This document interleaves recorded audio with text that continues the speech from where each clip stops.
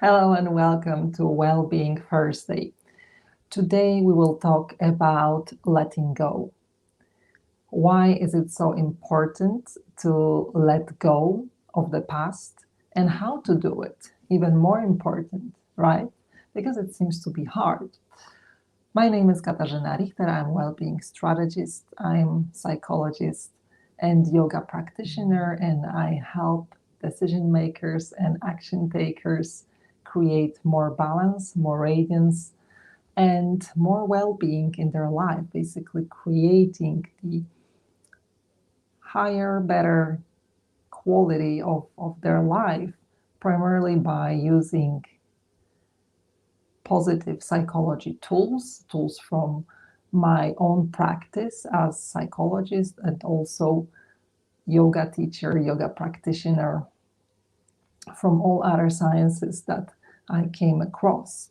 So from my perspective, it all comes down to learning resilience. And letting ability to let go of the past is also learning how to be resilient, how to bounce back. So why is it so important to let go of the past? Because if we don't let go, we cannot move on, right?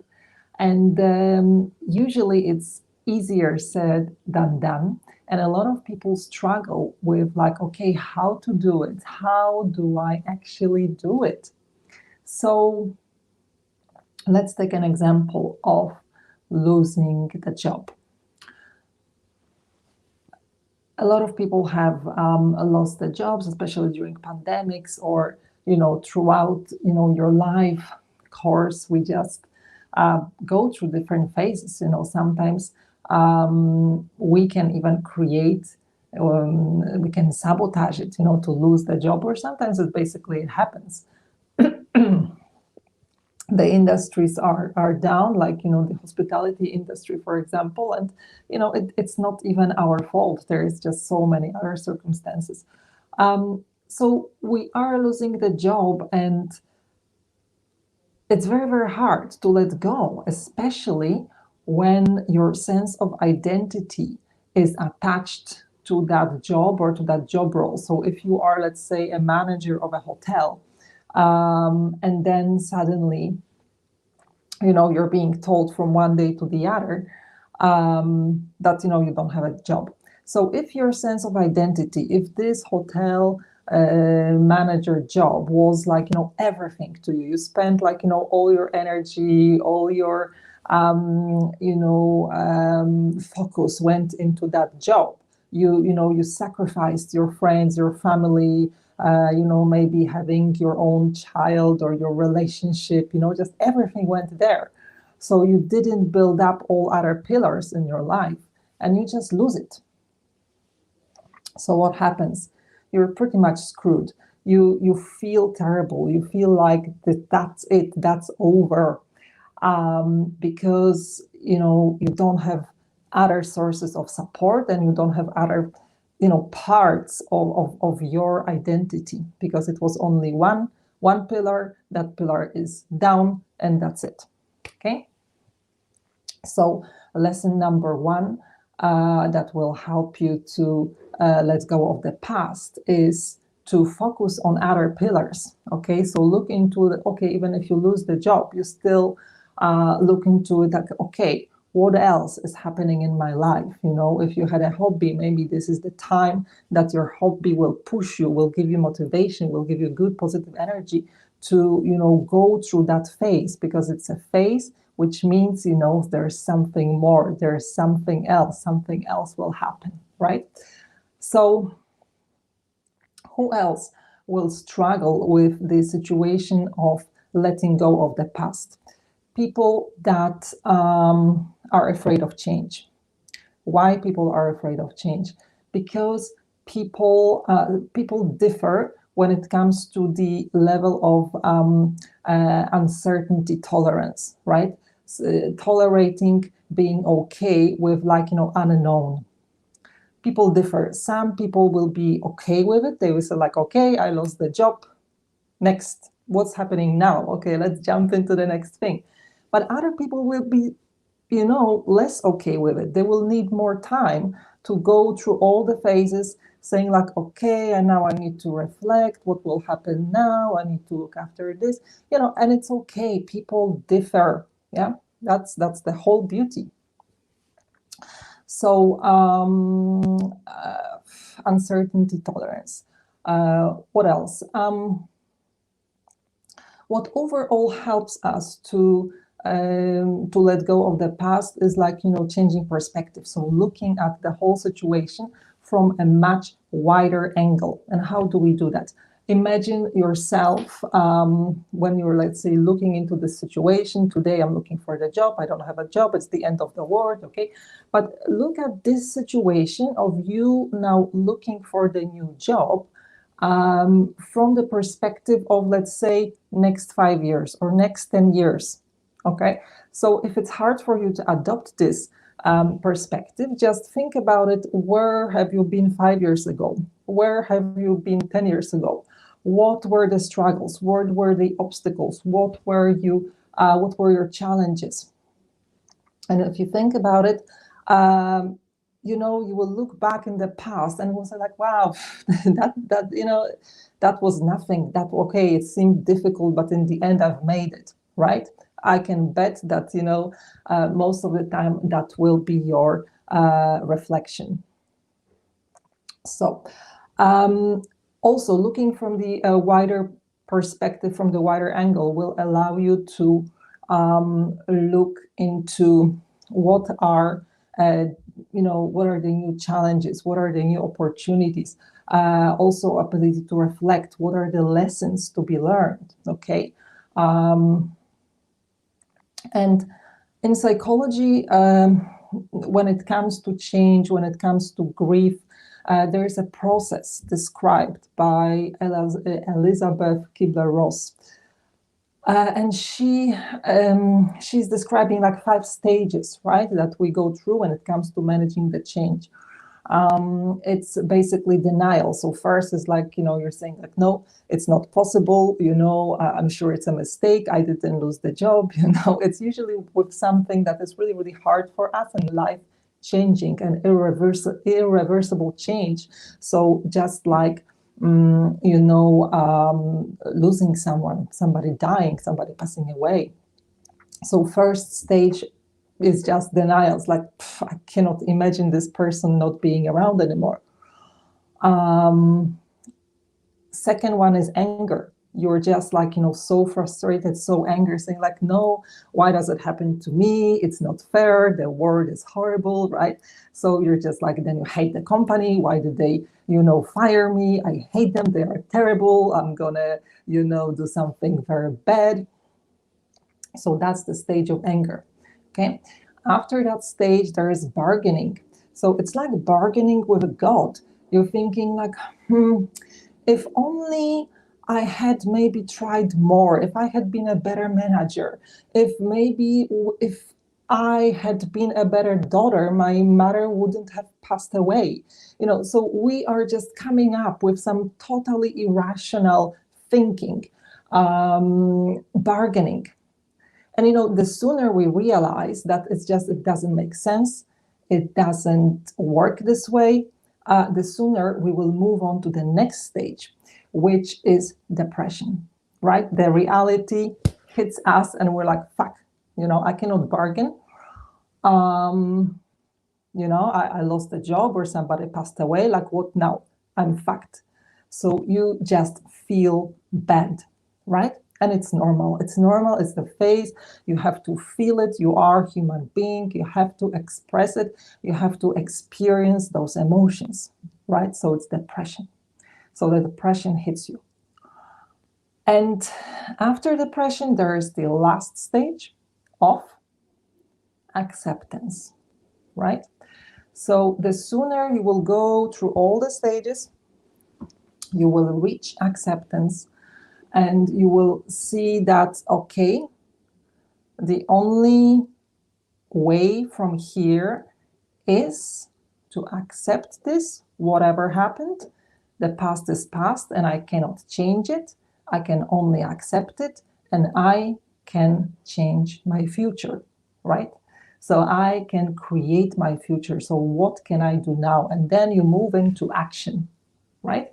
So this is what you do to let go of the past. Now, so basically realizing that, there are stages to go through: denial, anger, bargaining, depression, and acceptance. And accepting, the past is the past. And, you can look into it. What can help you with, dealing with the past is like, what are the lessons? What am I learning from this situation, right? What am I getting out of this? Even though it's horrible, it's painful, ask yourself those questions. What am I getting out of this? Where is the lesson here for me? What is here for me? What else? So the sooner you move on and you realize, you will look at it from the bigger perspective, you will also create space for the new reality. Okay, so you will realize that you didn't die, the life goes on. What now? What next? So basically, when you let go, you create space. You create space for new things to happen in your life. If you lost the job, you accept it, you are ready to face the world, and you create space for the new job to appear, for the new ways of income to come, just to do different things. The same with relationship, the same with any other area of your life, right? So also important thing is, just like I've mentioned earlier, that do not attach your identity to your job. You are not just a manager. You are not a bartender, accountant, scuba diver, whatever. You are a human being, and this is the role that you're doing for whatever reason. And, certain roles are there for a certain time. And when the time comes, it's the time to move on. So the past is the same. The past is not your identity. It is part of you. It is part of your history, of your experience. But the past doesn't define you. So sometimes we do mistakes in our lives, right? Whatever it might be. Sometimes, we make mistakes at work, very, very crucial mistakes. And sometimes, it can cost us the job at the time, but it doesn't define us. Why? Because as long as we learn the lesson, as long as we reflect on the past, saying like, okay, that was the situation, this is what I've done, now I've learned that maybe it wasn't the best, today I would have done things differently. Then you're moving on, and you're building your new identity. So what can help you with letting go of the past, apart from asking yourself questions, sometimes consulting psychologist, or coach, or somebody basically independent who is not emotionally engaged in your life. Creating a ritual. Why is it so important? Because it reflects the change, right? Why the cultures have developed ceremonies for, when you are born. There's like christening, for example, in Catholic Church, or there is the wedding ceremony, there is the funeral ceremony. Why is that? To really show you, to really make you understand that, it's the end of certain period, something is changing, right? So, create your own ritual if you have to. Why now, for example, what is becoming quite popular are the divorce parties, right? Because there's a rising number of divorces, and there's the whole industry of of divorces. So people make divorce parties and then, they do all sorts of things during those parties, right? So maybe they will burn the pictures or the clothes or anything that reminds them of their partner. Maybe they will throw out the rings or whatever else they do. It is just to make them understand that certain period is over and now we're moving on to the next one, right? So it's all created for us to understand that it's change, and letting go is crucial for the change to happen and for the new things and the new period to come into our life. And last thing that I want to mention when it comes to letting go of the past is the role of our self-worth and limiting beliefs. So people who are feeling unworthy, who have low self-esteem, it will be very, very hard for them to let go of the past. Why?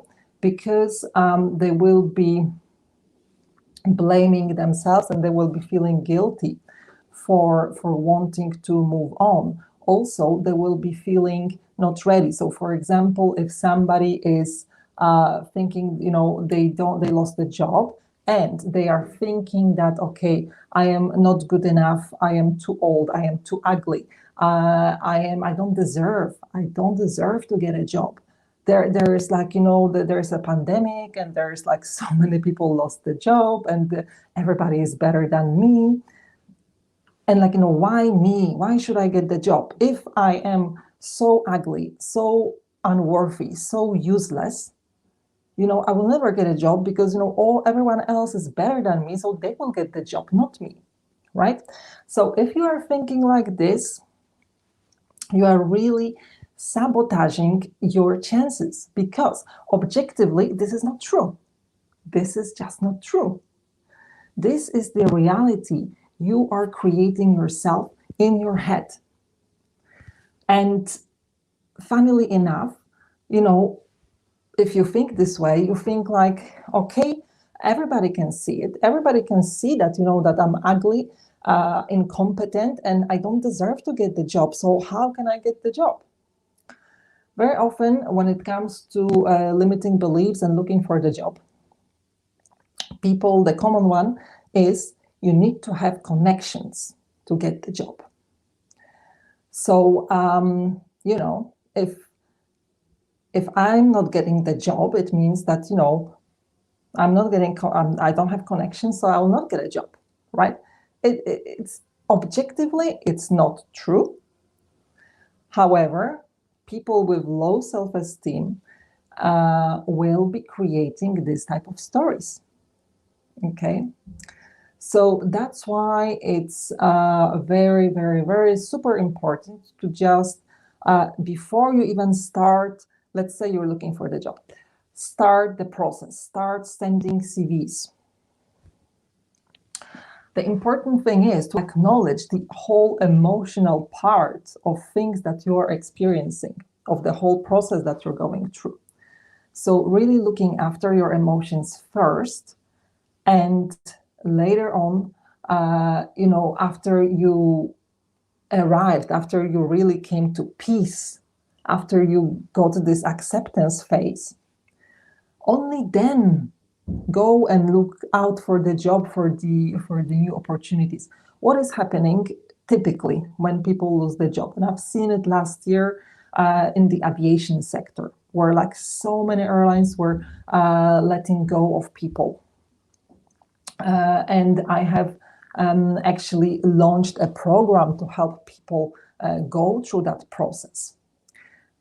And majority of people are looking for the job when they are in the phase of anger or depression. And how does it look?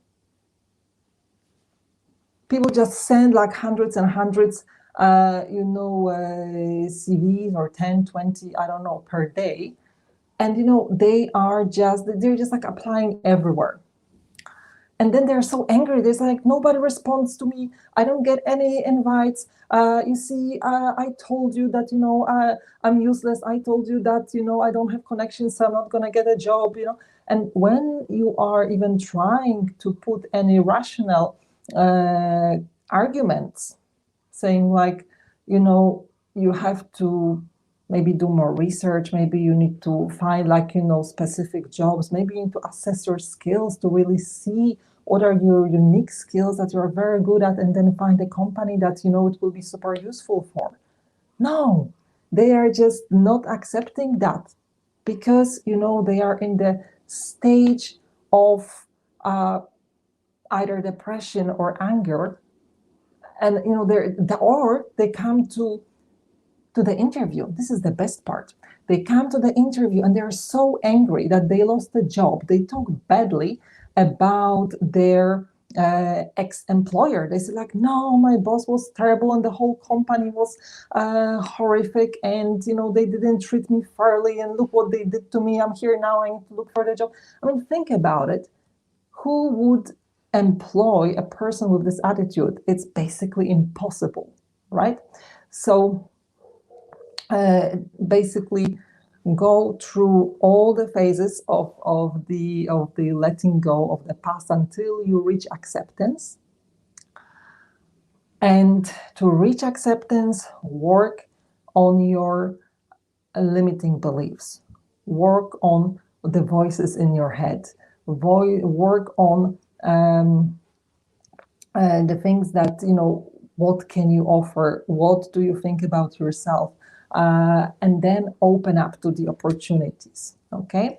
When it comes to work with limiting beliefs, first finding and then removing limiting beliefs, I have recently started working with a magnificent tool which is called Theta healing.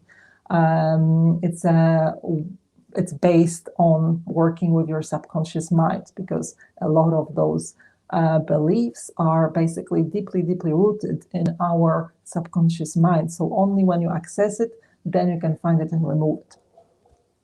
So I had a spectacular effects with my clients. And I've also tried it on myself before I became practitioner, and it's just marvelous, wonderful, and I highly, highly recommend it. So if you're interested in experiencing Theta healing, please get in touch. In June, I'm still offering free sessions if you want to try it out. If there are any spots left, you need to check it out. I'm gonna put the link underneath, or you can just book your regular session, because it works very fast. Otherwise, the classical tools for changing limiting beliefs, it's like, either you will sign up for endless coaching sessions or visits with talking with a psychologist, or the therapy, which it works and it takes time. Yeah. So if you're looking for something that works faster and quite effective, it's a great self-discovery tool. Let's talk about the Theta healing session. I highly, highly recommend it.